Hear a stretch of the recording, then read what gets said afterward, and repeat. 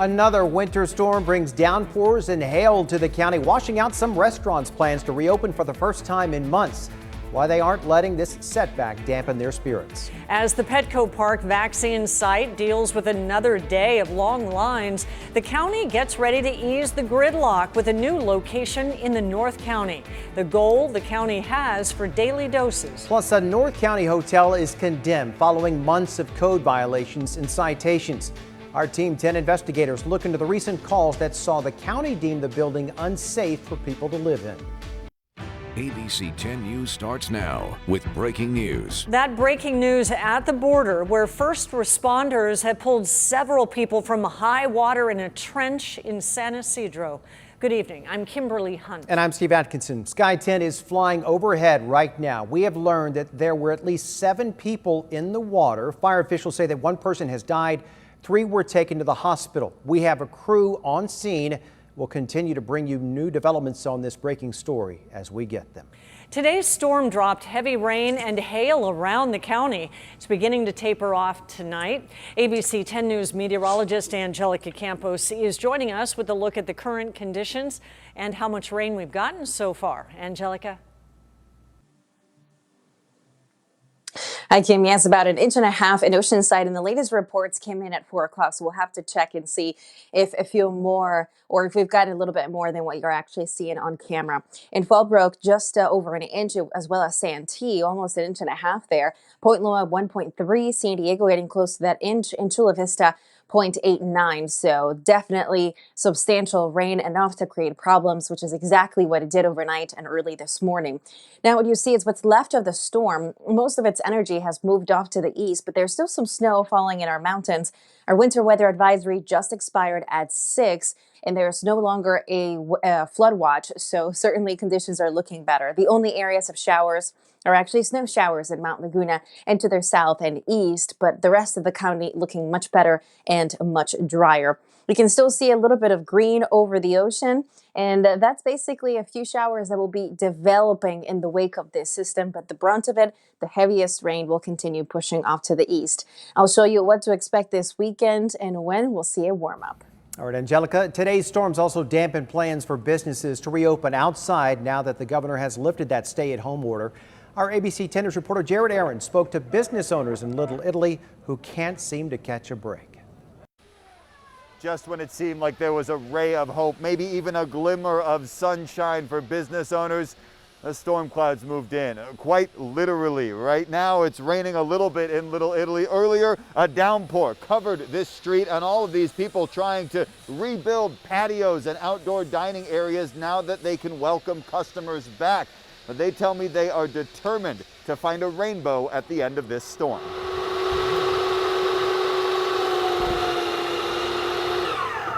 With the stay-at-home order lifted and the clouds parting, restaurants worked fast to rebuild spaces for outdoor dining in between the storms. I think it's honestly a breath of fresh air. Parakeet Cafe manager Juan Naranjo kept one eye on the forecast and another on customers who spent the morning and afternoon filling tables and emptying plates. We've seen how business has dropped because of all these anchor restaurants closing.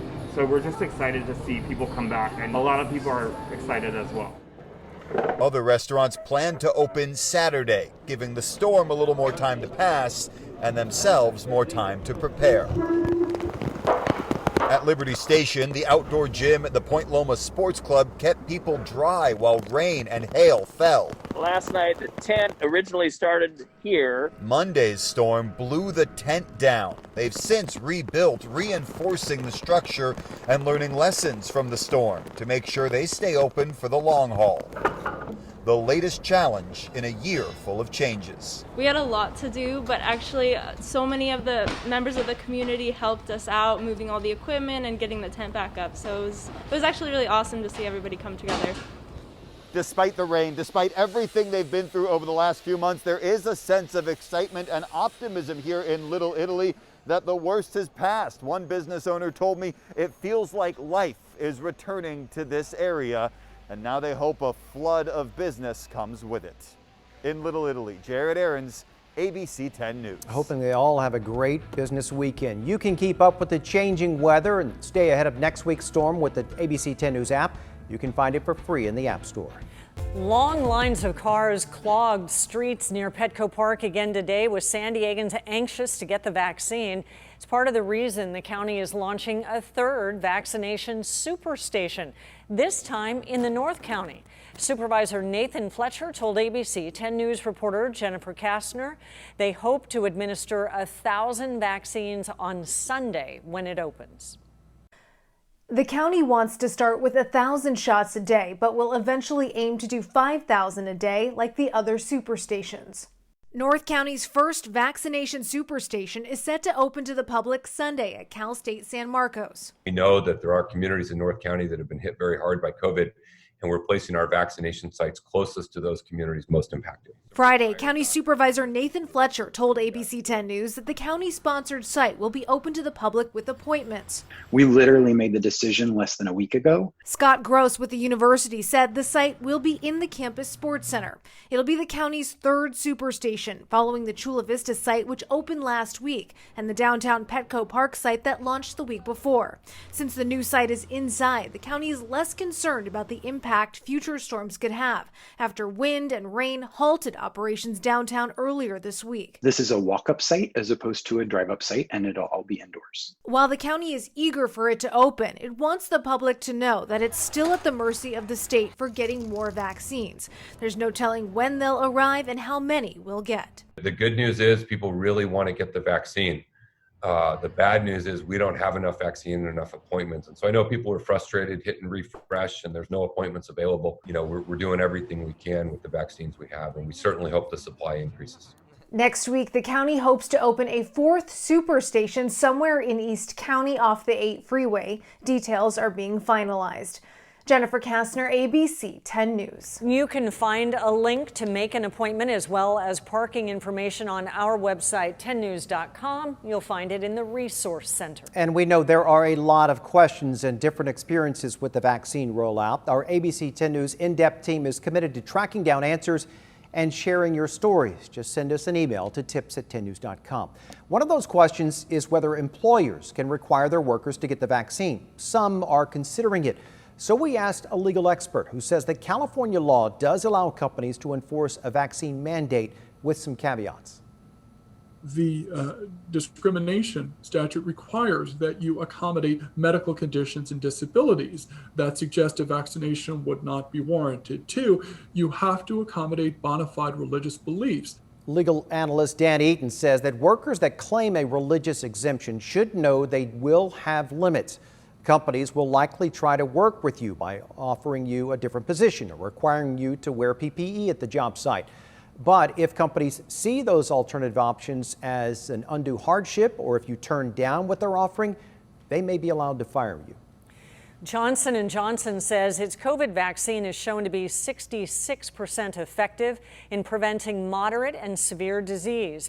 It says it's 85% effective against the most serious cases. The company says it plans to file for emergency use authorization from the FDA within a week.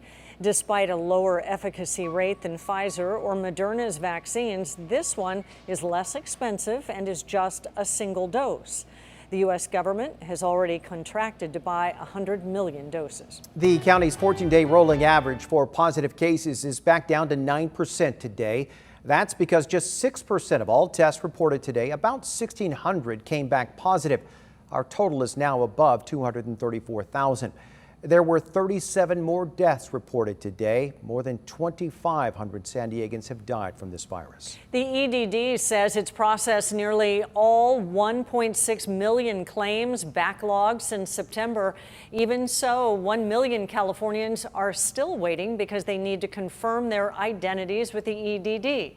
We spoke with a local woman who's been waiting 2 months for her benefits. She moved to California last year and only just reached an EDD rep yesterday who promised her a phone interview in the next week or two to certify.